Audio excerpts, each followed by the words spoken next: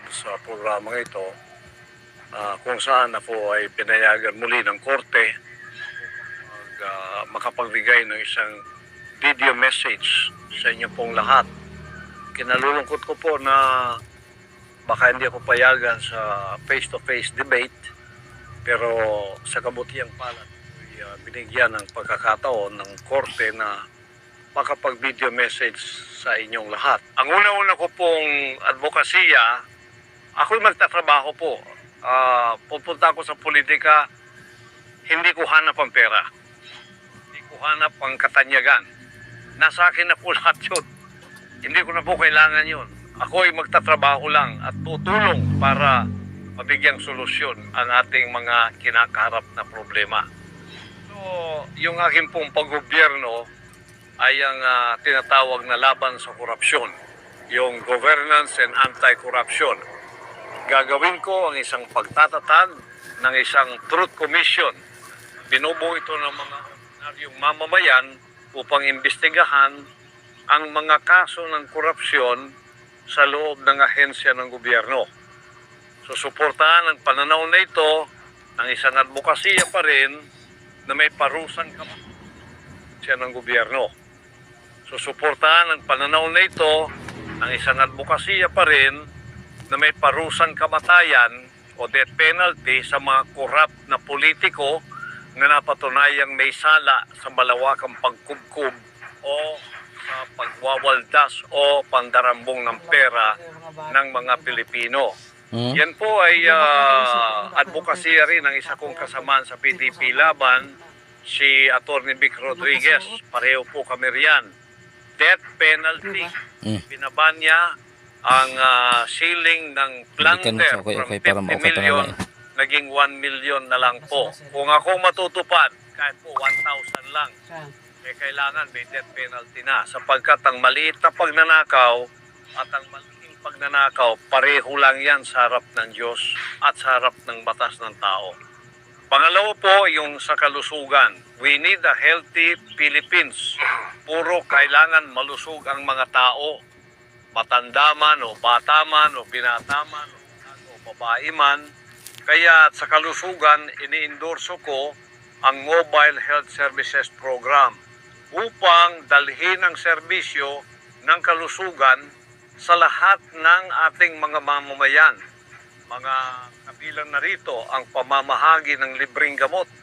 Direkta ito sa mga liblib na pamayanan gamit ang mobile clinic sapagkat hindi lahat maka-afford ng pumunta sa ospital.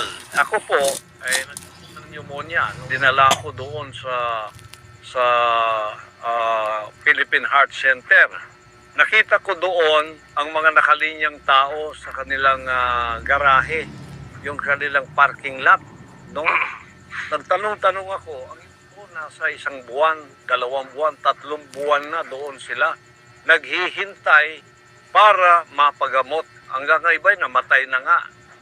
Kaya nasaktan masyado ang aking puso.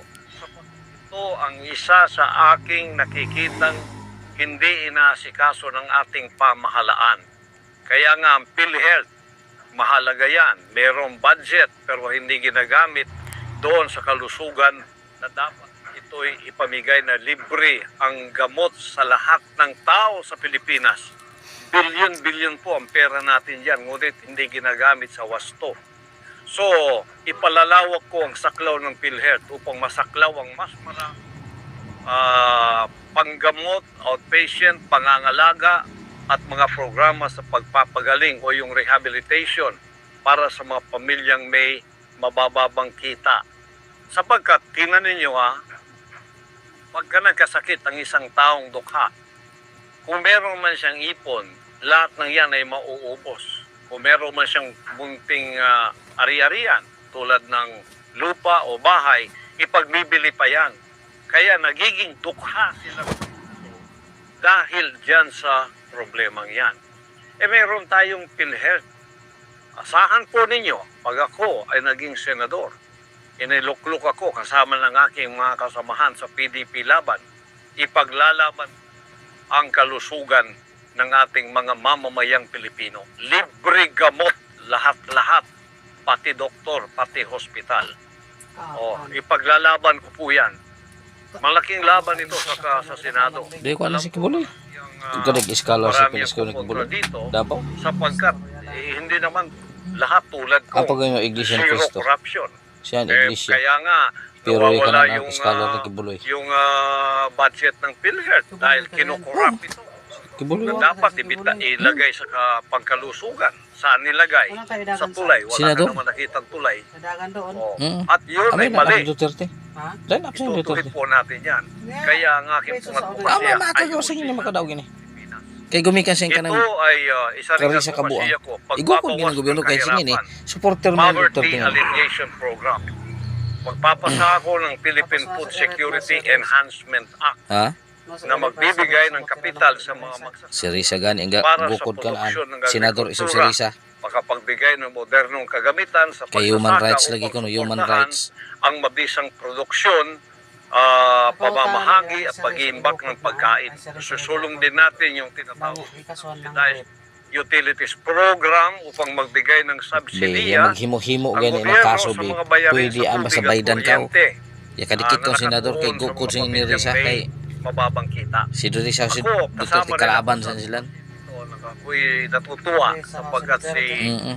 Attorney Hinlo merong tinatawag na state subsidized farming, no? So si Attorney Hinlo meron siyang tinatawag na stage farming. Ako ganun din, ang advocacy ako. Dapat ang gobyerno ang siyang magbigay ng gabay sa mga ating mga farmer. Mahaba-haba po ito kung i-explain ko sa inyo lahat dito. Mamaya na, pagka tayo ay nandyan na sa Senado, kung ako'y papalarin ng dakilang ama, sasabi ko po Sino ang compound ni Kibuloy na? detalye na po yan Yung lahat atong librikaan. sa aking panuhala. Detalyado na po yan kung paano libre bahay. gagawin. Ngayon, Libre medyo eskwela. mga ano lang ito, mga Klase-klase ang mga introduction na.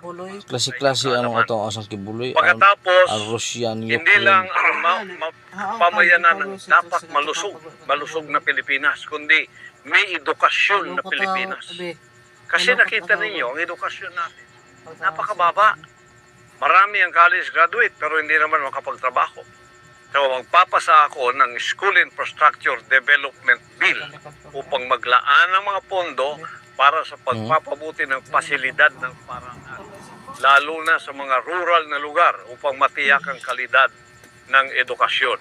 Magpapasa rin tayo ng Patriotic Curriculum Act na naglalayong magbigay ng libreng kalidad na edukasyon na nagtutuon sa pagpapalakas ng makapilipino at paglaban sa mga negatibong ideolohiya tulad ng mga komunista. Yan ay aking advokasya kahit sa aking pong pangalan na itinayo ang Jose Maria College Foundation Incorporated.